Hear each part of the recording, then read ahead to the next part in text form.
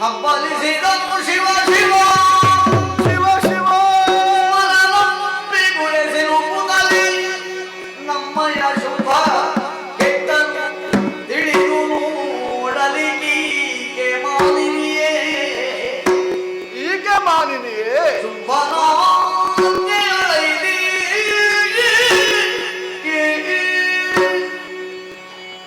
ನಾಯಕ ಬೇರೆ ಯಜಮಾನ ಬೇರೆ. ದಾನವಾಧಿಪತಿಯಾದಂತಹ ಶುಂಭದಾನವ ಇಂದು ಆಡಿದ ಮಾತುಗಳನ್ನು ಕೇಳುವಾಗ ನನಗನ್ನಿಸಿದ್ದು ನಮ್ಮ ಒಡೆಯ ಈ ಕಾಲಕ್ಕೆ ನಾಯಕನಾಗಿ ಉಳಿದಿಲ್ಲ, ಬದಲಾಗಿ ಯಜಮಾನನಾಗಿ ಬದಲಾಗಿದ್ದಾನೆ. ಸುರಬರ ಪ್ರಭಾವದಿಂದ ಪಲಾಯನವಾದಿಗಳಾಗಿ ಊರೂರು ಅಲೆಯುತ್ತಿದ್ದಂತಹ ನಮ್ಮನ್ನೆಲ್ಲ ಒಟ್ಟುಗೂಡಿಸಿ ಶೋಣಿತಾ ನಗರದಲ್ಲಿ ರಾಕ್ಷಸ ಸಾಮ್ರಾಜ್ಯವನ್ನು ಪುನರ್ನಿರ್ಮಾಣ ಮಾಡುವಲ್ಲಿ ನಾಯಕತ್ವ ವಹಿಸಿದಂತಹ ನನ್ನ ದೊರೆ ಈ ಕಾಲಕ್ಕೆ ಚಂಡಮುಂಡರಾಡಿದಂತಹ ಚೆಲುವೆಯನ್ನು ಒಲಿಸುವಲ್ಲಿ ನನ್ನನ್ನು ಕರೆದು ಆಡಿದಂತಹ ಮಾತುಗಳನ್ನು ಕೇಳುವಾಗ ನನಗನ್ನಿಸು ನನ್ನ ಒಡೆಯ ನಾಯಕನಲ್ಲ, ಯಜಮಾನನಾಗಿದ್ದಾನೆ. ಏನೇ ಆಗಲಿ ಅವನ ಆಜ್ಞೆಯನ್ನು ಧರಿಸಬೇಕಾದದ್ದು ಅವನ ಸಚಿವನಾಗಿ ನನಗೆ ಕರ್ತವ್ಯ ಎಂಬ ನೆಲೆಯಲ್ಲಿ ಅವನ ಆಜ್ಞೆಯನ್ನು ಧರಿಸಿ ಹೊತ್ತು ಬಂದು ನಿಂತದ್ದೇ ಕದಂಬ ಕಾಂತಾರ. ಕಣ್ಣರಳಿಸಿ ನೋಡಬೇಕಾದಂತಹ ಸ್ಥಿತಿ ನನಗೆ ಒದಗಿ ಬಂತಲ್ಲ. ರಾಕ್ಷಸ ಸಂದೋಹಕ್ಕೆ ಕದಂಬ ಕಾಂತಾರ ಎನ್ನುವುದು ಅಪರಿಚಿತವಲ್ಲ. ಸೂರ್ಯನ ರಶ್ಮಿ ಪ್ರವೇಶಿಸದ ಹಾಗೆ ಗಗನಚುಂಬಿಯಾಗಿ ಬೆಳೆದಂತಹ ವೃಕ್ಷ ಸಂದೋಹದ ನಡುವೆ ಲೋಕತ್ರಯಗಳಿಗೆ ಭೀತಿ ಹುಟ್ಟಿಸುವ ರಾಕ್ಷಸರಾದರೂ ಅರಕ್ಷಣಕ್ಕೆ ಭೀತಿ ಪಡಬೇಕಾದಂತಹ ವಾತಾವರಣ ಈಟು, ಗಾಢ ಅಂಧಕಾರ. ಆದರೆ ಈ ಕಾಲಕ್ಕೆ ಹಾಗಲ್ಲವಲ್ಲ. ಕತ್ತಲಿನಲ್ಲಿ ಕಳೆದು ಹೋದಂತಹ ಕದಂಬ ಕಾಂತಾರದ ಸೌಂದರ್ಯವನ್ನು ತೆರೆದುಕೊಡುವ ಹಾಗೆ ಯಾವುದೋ ದಿವ್ಯವಾದಂತಹ ಬೆಳಕು ಈ ಕದಂಬ ಕಾಂತಾರವನ್ನು ಪ್ರವೇಶಿಸಿದೆ. ಕಾಣುವಾಗ ಕೇವಲ ಬೆಳಕಲ್ಲ, ಆ ಬೆಳಕಿನ ದರ್ಶನವನ್ನೂ ಕಾಣುತ್ತಿದ್ದೇನೆ. ಹುಲ್ಲೆಯನ್ನು ಕಂಡು ಹಸಿವಿನಿಂದ ದಾಳಿ ಮಾಡಬೇಕಾದಂತಹ ಹುಲಿಯೊಂದು ಆ ಹುಲ್ಲೆಯೊಂದಿಗೆ ಆಟವಾಡುತ್ತಿದೆ. ಹಾವನ್ನ ಕಂಡು ಕೋಪೋದಿಕ್ತವಾಗಬೇಕಾದಂತಹ ಮುಂಗುಸಿಯೊಂದು ಆ ವೈರಭಾವವನ್ನು ಮರೆತು ಮೈತ್ರಿಭಾವದಿಂದ ಸರಸವಾಡುತ್ತಿದೆ. ಹಾಗಿದ್ದರೆ ಯಾಕೆ, ಯಾವ ನೆಲೆಯಲ್ಲಿ ಬದಲಾವಣೆ? ಬೆಳಕಿನ ದರ್ಶನವನ್ನು ಈ ಕ್ಷೇತ್ರಕ್ಕೆ ನೀಡಿದವರು ಯಾರು ಎನ್ನುವುದನ್ನು ಅರಸುತ್ತಾ ಮುಂದೆ ಸಾಗುವ ಕಾಲಕ್ಕೆ ಕಳೆದು ಹೋಗಿಬಿಟ್ಟೆ. ಎಂತಹ ದೃಶ್ಯವೈಭವ ಇದು! ವಾಚಾಳಿಯಾದರೂ ಮೂಕನಾಗಬೇಕಾದಂತಹ ದೃಶ್ಯವೈಭವ ಇದು. ಕದಂಬ ಕಾಂತಾರಕ್ಕೆ ಈ ಬಗೆಯ ಸೌಂದರ್ಯವನ್ನು ನೀಡಿದಂತಹ ಲಾವಣ್ಯ ಯಾವುದು ಎನ್ನುವುದಾಗಿ ನೋಡಿದರೆ ಅಂಬರದಿಂದ ಕುಂಬಿನವರಿಗೆ ಉಯ್ಯಾಲೆಯನ್ನು ನಿರ್ಮಿಸಿ ಹಾಡುತ್ತಾ ತೂಗುಯಲ್ಲಿ ಆಡುತ್ತಿದ್ದಾರಲ್ಲ ಮಾತೆ. ಈ ಜಗವನ್ನು ಪೊರೆಯುವ ಅಂಬಿಕೆ ಈಕೆ ಎನ್ನುವುದರಲ್ಲಿ ಯಾವ ಸಂಶಯವೂ ಇಲ್ಲ. ಮೂರು ಜಗವನ್ನು ತೆರೆಯುವಂತಹ ಮಾತೆಯನ್ನು ನನ್ನೊಡೆಯನಾದಂತಹ ಶುಂಭ ಬಯಸಿದನೆ. ಕದಂಬ ಕಾಂತಾರ ಈ ಕಾಲಕ್ಕೆ ಈ ಬಗೆಯಲ್ಲಿ ಕಂಗೊಳಿಸುವುದಕ್ಕೆ ಆ ತಾಯಿ ಕಾರಣ ಹೌದು ಅಂತಾದರೆ, ಆ ತಾಯಿಯನ್ನು ನನ್ನ ಒಡೆಯ ಬಯಸಿದ್ದಾನೆ ಅಂತಾದರೆ ನನ್ನ ಒಡೆಯ ಬಯಸಬಹುದಾದಂತಹ ಮಾನಿನಿಯೇ ಈಕೆ? ಖಂಡಿತ ಇಲ್ಲ. ಮಾನಿನಿ ಅಲ್ಲದ ಈಕೆ ನನ್ನ ಒಡೆಯ ಬಯಸಿದ್ದಾನೆ ಅಂತಾದರೆ ನನ್ನ ಒಡೆಯನಾದಂತಹ ಶುಂಭನಿಗೆ ಇವಳು ದಕ್ಕುವಳೆ? ಇಲ್ಲ, ದಕ್ಕುವುದಕ್ಕಿಲ್ಲ, ಸಿಕ್ಕುವುದಕ್ಕೂ ಇಲ್ಲ. ಸ್ವರವನ್ನು ಅರಸಿ ಹೋದಂತಹ ಚಂಡಮುಂಡರು ಸ್ವರವನ್ನು ಅರಸಿ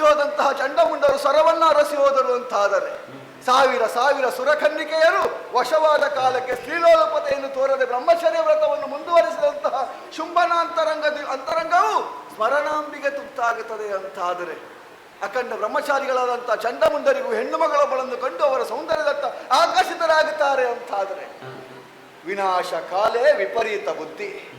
ರಾಕ್ಷಸಾನ್ವಯಕ್ಕೆ ವಿನಾಶ ಕಾಲ ಹತ್ತಿರ ಬಂದಿದೆ ಎನ್ನುವುದರಲ್ಲಿ ಯಾವ ಸಂದೇಹವೂ ಇಲ್ಲ. ಆದರೆ ಒಂದು ಸಮಾಧಾನ, ದುಷ್ಟನಾದಂತಹ ಮಹಿಷನನ್ನು ಕೊಲ್ಲುವ ಕಾಲಕ್ಕೆ ಅಷ್ಟಬುಲೆಯಾಗಿ ಸಾಯುಧಾರಿಯಾಗಿ ಕಂಡುಕೊಂಡಂತಹ ನನ್ನ ತಾಯಿ ಈ ಕಾಲಕ್ಕೆ ಲಾವಣ್ಯವತಿಯಾಗಿ ತೂಗೆಯಾಲೆಯಲ್ಲಿ ಕದಂಬವನದಲ್ಲಿ ತೂಗುತ್ತಿದ್ದಾಳೆ. ಏನದರ ತಾತ್ಪರ್ಯ? ನನ್ನ ಲಾವಣ್ಯದ ಮೂಲಕ ಕದಂಬ ಕಾಂತಾರದ ಕತ್ತಲನ್ನು ಕಳೆದಿದ್ದೇನೆ. ಅದೇ ಲಾವಣ್ಯದಿಂದ ಅಂಧಕಾರ ತುಂಬಿದಂತಹ ರಾಕ್ಷಸ ಸಮುದಾಯದ ಅಜ್ಞಾನವನ್ನು ಕಳೆಯುತ್ತೇನೆ. ಆದರೆ ಆಯ್ಕೆ ನಿಮಗೆ ಬಿಟ್ಟಿದ್ದು ಅಂತ ಆಕೆ ತಾಯಿ ಆಡಿದ್ದಾಳೆ. ಅರಿತು ಮುನ್ನಡೆದರೆ ಬದುಕಿಯಾನು, ಅರಿಯದೆ ಮುನ್ನಡೆದರೆ ಸತ್ತಾನು. ಆದರೆ ನಾನು ಬಂದದನ್ನು ತಾಯಿಗೆ ಹೇಳಬೇಕು ತಾನೆ. ಓ ಜನನೀ,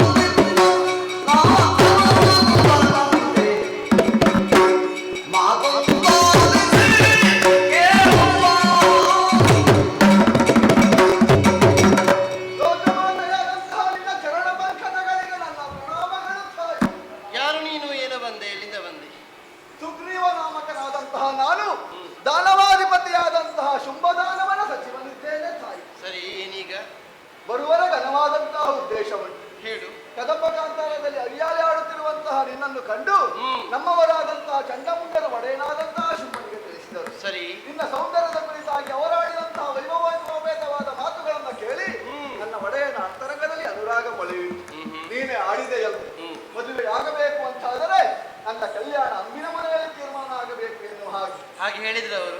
ನಾರಿಯಾದಂತಹ ನಿನಗೆ ಸಮರ ಎನ್ನುವುದು ಉಚಿತ ಅಲ್ಲ ಎನ್ನುವ ಹಾಗೆ ಭಾವಿಸಿದಂತಹ ನನ್ನ ಒಡೆಯ ನನ್ನನ್ನು ಇಲ್ಲಿಗೆ ಸಂಧಾನಕ್ಕಾಗಿ ಕಳಿಸಿದ್ದಾನೆ. ತಾಯಿ, ತ್ರಿಜಗದ ಒಡೆಯನಾದಂತಹ ತ್ರಿಜಗಕ್ಕೆ ಅಧಿಪತಿಯಾದಂತಹ ನನ್ನ ಒಡೆಯ ನನ್ನ ಮದುವೆಯಾಗುವುದಕ್ಕೆ ಬಯಸಿದ್ದಾನೆ. ತಾಯಿ, ನನ್ನ ಮದುವೆಯಾಗುವುದಕ್ಕೆ ಬಯಸಿದ್ದೇನೆ.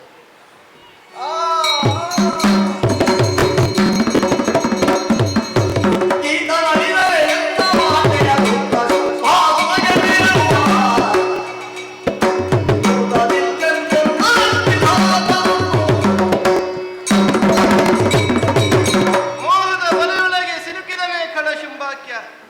ಈತ ನಾಡಿದ ಮಾತುಗಳಿಂದ ಅದು ಸ್ಪಷ್ಟವಾಯಿತಷ್ಟೇ. ಅಸು ಕಳೆದು ಬಿದ್ದಿದ್ದಾನೆ.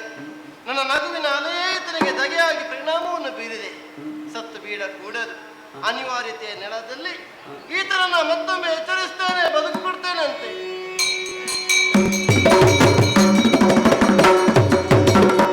ಏನಾಗಿ ಹೋಯಿತು? ಶುಂಭದಾನವ ಬಯಸುತ್ತಿದ್ದಾನೆ ಎನ್ನುವಂತಹ ನನ್ನ ಮಾತು ಪೂರ್ಣವಾಗುವ ಮೊದಲೇ ಆ ತಾಯಿಯಾಗಿದಂತಹ ನಗು ನನ್ನನ್ನು ನಾನು ಮರೆಯುವ ಹಾಗೆ ದರಾಶಾಯಿ ಆಗಿಸಿತಲ್ಲ. ಹಾಗಿದ್ದರೆ ಇದಕ್ಕೆ ಕಾರಣ ನನ್ನ ತಾಯಿಯ ನಗು. ಸುಗ್ರೀವ, ಬೆದರದಿರು. ನನ್ನ ಕುರಿತಾಗಿ ಚಂಡಮುಂಡರು ನಿನ್ನೊಡೆ ಶುಂಭಾರ್ಕನಲ್ಲಿ ಸ್ಪಷ್ಟವಾಗಿ ಆಡಿದವರಿದ್ದಾರೆ. ನಾನು ಆಡಿದ ಪಥವಾಕ್ಯದಲ್ಲಿ ಸ್ವಲ್ಪ ವ್ಯತ್ಯಾಸವಿಲ್ಲ.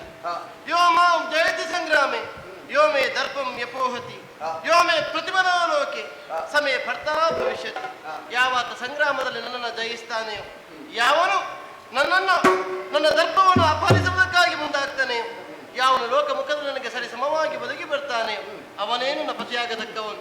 ನಿನ್ನೊಡೆಯ ಶುಂಭನಲ್ಲಿ ಈ ವಾಕ್ಯವನ್ನು ಸ್ಪಷ್ಟವಾಗಿ ಹರು. ಲೋಕದ ಮಾತೆಯಾದಂತಹ ನೀನೇ ಒಂದು ನಿರ್ಣಯವನ್ನು ಕೈಗೊಂಡ ಮೇಲೆ ಅದರ ವಿರುದ್ಧವಾಗಿ ನಾನು ಮಾತನಾಡುವುದಕ್ಕಿಲ್ಲ. ಇಲ್ಲಿಯವರೆಗೆ ಆಡಿದ್ದು ಶುಂಭನ ಮಾತು, ಇನ್ನಾಡುವುದು ಸುಗ್ರೀವನ ಮಾತು. ಈ ಸುಗ್ರೀವ ಸದಾ ಕಾಲ ನಿನ್ನ ಭಕ್ತ ತಾಯಿ, ಸದಾ ಕಾಲ